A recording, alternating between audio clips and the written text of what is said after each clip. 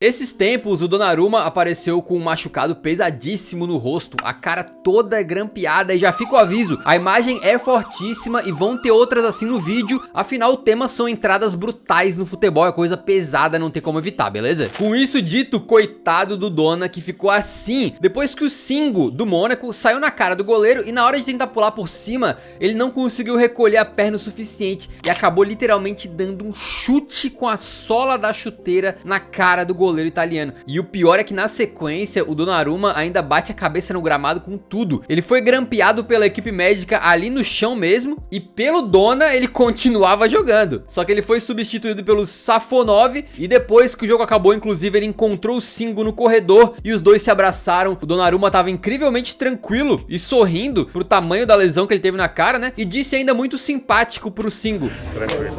Ele percebeu pela reação do Singo de imediatamente pedir desculpas em campo que não foi proposital, mas mesmo assim poucas vezes a gente viu uma solada tão pesada, né? Depois o Singo também fez questão de pedir desculpas publicamente pelas redes sociais, então tá tudo em paz entre os dois. O curioso é que pouco tempo depois isso meio que aconteceu de novo, só que dessa vez não teve muita paz no final, tá? O Millwall enfrentava o Crystal Palace quando o goleiro Roberts saiu da área pra tentar desarmar o Mateta, que ia pra cara do gol ali. Só que num momento de loucura, ele simplesmente deu uma voadora, levantou a perna lá em cima e solou a cara do Mateta também com as travas da chuteira e muito justamente foi expulso, né? Mas talvez até pior do que a entrada foi a reação de todo mundo do Millwall em relação a isso. O técnico Alex Neil, ao invés de falar uma palavra de conforto ali pro Mateta, ele foi pelo caminho de nem foi tão ruim assim. Ele literalmente disse assim, não, isso acontece toda hora. Não acontece toda hora. O clube também foi naquela de não foi tão ruim assim e tal, mas o pior foi a própria torcida do Millwall. Depois do acidente, eles foram ouvidos cantando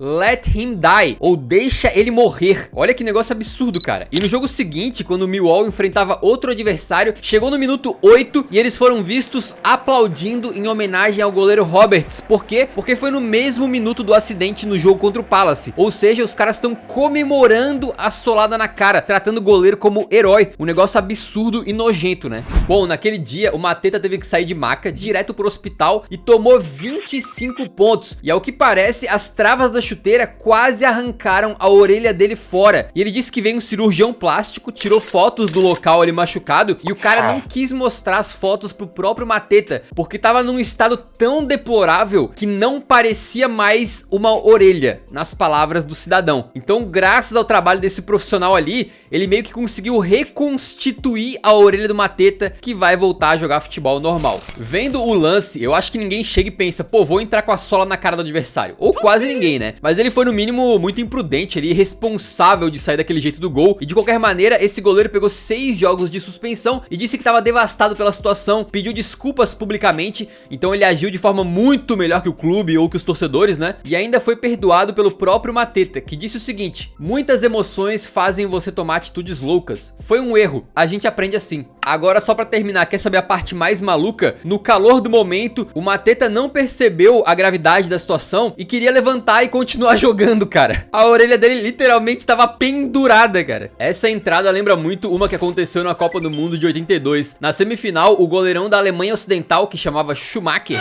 foi sair do gol num lance parecido e acabou se chocando contra o adversário, o francês Battiston. O problema é que se tu for ver lentamente, o goleiro ainda tá a uns 2 metros de distância na hora que o Battiston chuta pro gol. Ou seja, ele foi no mínimo irresponsável, mas eu não sei se não dá pra afirmar que ele foi mal intencionado também. Aí o detalhe é o seguinte, a bola já tava tão longe no momento da porrada que ninguém tava olhando pro goleiro. Então não só o juiz não expulsou o goleiro Schumacher, como também não deu amarelo e nem sequer falta. Simplesmente foi tiro de meta. O Schumacher cobrou e seguiu o jogo, cara. E tu consegue ver que a colisão foi forte pela forma como a cabeça do Battiston reage ao encontrão, né? E como ele cai no gramado ali igual uma tábua. O tal do Batistão, coitado, perdeu 2 dentes, quebrou 3 costelas, sofreu uma concussão e disse que passou a vida inteira com dor na coluna. Mas sabe o que é pior? Que o goleiro, além de não ter sido punido, ficou em campo e adivinha, a partida foi pros pênaltis e ele saiu como herói, depois de defender 2 cobranças, cara. Isso causou uma revolta tão grande na França que os franceses começaram a fazer bonecos do goleiro Schumacher e pendurar os bonecos enforcados nos postes de luz. E os líderes de ambos os países tiveram que conversar para tentar apaziguar os ânimos. Pelo menos o Battiston conta que ele se encontrou com o Schumacher eventualmente, eles conversaram sobre o assunto e que para ele o caso tá encerrado. Ele disse que não tem nenhuma simpatia pelo Schumacher,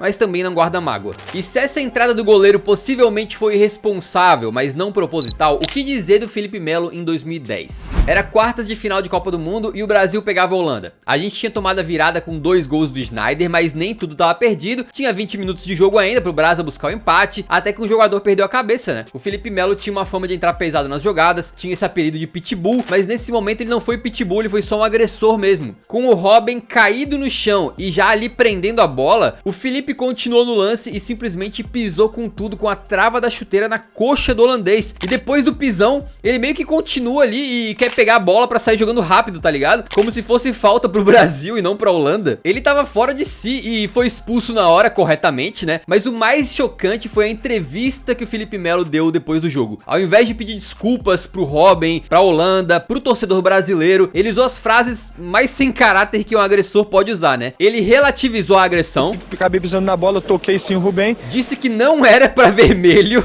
Mas não sei se foi pra cartão vermelho a jogada. Não... Falou que não foi tudo aquilo, porque se ele quisesse, teria quebrado o Robben. Porque eu tenho força suficiente pra quebrar a perna do Rubem, ou seja... E pra completar o bingo do mau caratismo, culpou a vítima. E se você parar pra pensar, se você ver os lances direitinho, encostava nele, ele caía, pulava e dava cambalhota no campo, enfim, é difícil isso aí. Mas pelo menos ele fez uma coisa boa, que foi chamar o Robben de Rubem umas 50 vezes. Do Rubem. O Rubem...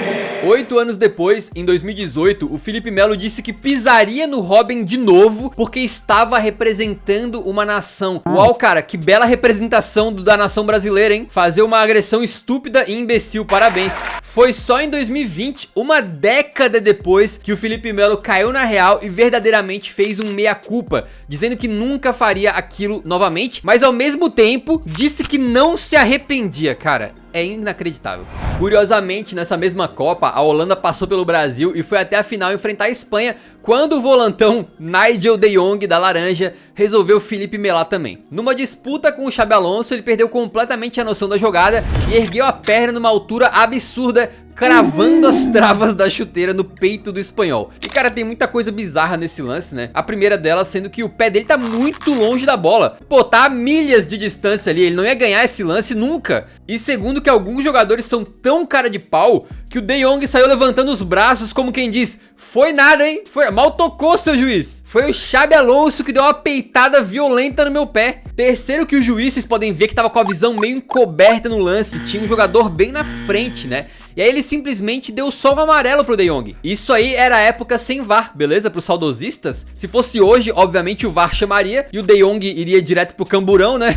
Mas não foi. E eu acho que essa entrada só não foi mais escandalosa porque a Espanha, no final das contas, ganhou a Copa do Mundo. Se eles perdem pra Holanda, essa não expulsão aí ia ficar como um dos maiores erros de arbitragem da história. O Alonso disse que na época ele sentiu uma dor extrema no peito e que parecia que o corpo dele tinha sido despedaçado e refeito sem que as peças tivessem sido colocadas no lugar corretamente. Olha que insano, cara. E ele disse que na comemoração do título, com os jogadores jogando água um no outro ali pra brincar, né? Só isso aí já era o suficiente pra doer. Enquanto o De Jong deu uma entrevista muito bem humorada sobre esse tema e disse que ele tentou ir na bola, tá? E que ele nunca conversou com o Xabi Alonso, mas que ele acha que o Xabi Alonso não se importa muito, afinal, no final das contas, ele foi campeão do mundo. Então o que é uma solada no peito se você tá levantando o título da Copa, né? Você não tomaria uma travada no meio da costela assim pra ganhar a Copa do Mundo? Provavelmente que sim.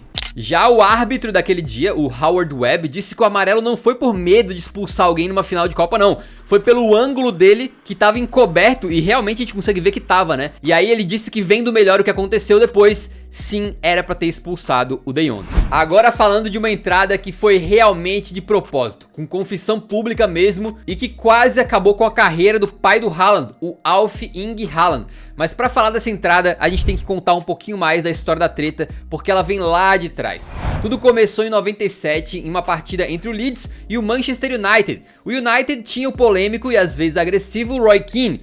E o Roy foi dar uma entrada no Haaland, mas acabou levando a pior e ele mesmo se machucou. Nisso a gente consegue ver pelo replay que o Haaland pai foi ali pra cima do Roy Keane, acusando ele de estar fingindo uma lesão pra fugir da falta cometida, sendo que na verdade foi seríssimo aquele lance. O Roy Keane rompeu os ligamentos do joelho e chegaria a ficar 1 ano fora dos gramados. Então durante todo esse tempo de recuperação e até depois de já recuperado, por anos o Roy Keane guardou rancor desse momento e secretamente planejou uma vingança. Então esse é todo o contexto pra essa voadora criminosa que o Roy Keane cometeria em 2001, 4 anos depois. Ele vai na altura do joelho do pai do Haaland ali, né, de cima pra baixo, com as travas, com o único objetivo de quebrar o cara no meio. Obviamente, o Roy Keane foi imediatamente expulso, ele foi suspenso por mais partidas e ainda multado depois disso. Até porque, francamente, era daí pra delegacia, né?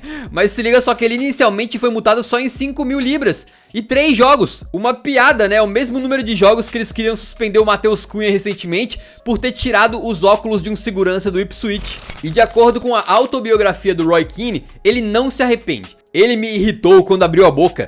Eu jogava contra um idiota absoluto. Eu queria machucar ele, ficar de pé do lado dele e dizer: toma essa, seu bosta. Não me arrependo disso, mas eu não queria lesioná-lo. Não queria lesioná-lo? Meu irmão, a tua entrada era pra ter quebrado a perna do cara no meio. Depois dessa declaração, aí sim que o Roy Keane foi multado em 150.000 libras por ter basicamente admitido que armou o golpe, né? E em 2023, mais de 20 anos depois, o Roy Keane ainda manteve a postura arrogante de negar que tenha sido uma entrada tão forte. I don't think that tackle was that bad. I really don't. I know it looks bad. You know when a player does a somersault? It was knee high though, wasn't it? I was never going to injure him in that tackle. You can't injure a player with that type of tackle. Já o Haaland pai disse que é triste ver que o Roy não se desculpou, que ele tinha intenção de machucar mesmo. E depois dessa entrada, o cara conseguiu jogar mais apenas 5 partidas na carreira antes de desistir do futebol e pendurar as chuteiras. Aí hoje em dia, o Haaland filho, né, o Haalandinho, tá torando de meter gol na Inglaterra e o Roy Keane continua amargurado, não deixou de lado seu rancor, aproveitando toda a situação para criticar o Cyborg. Mas e quando um jogador sofreu uma pancada tão forte que ele teve que grampear a orelha e continuar jogando assim mesmo? Isso aí a gente contou nesse vídeo sobre coisas esquisitas que os jogadores usaram em campo e vale a pena assistir porque tá muito curioso e tem até um jogador usando um absorvente no meio da partida. É uma loucura demais que a gente explicou lá, então se você curtiu esse vídeo, vai gostar do outro também, fechou?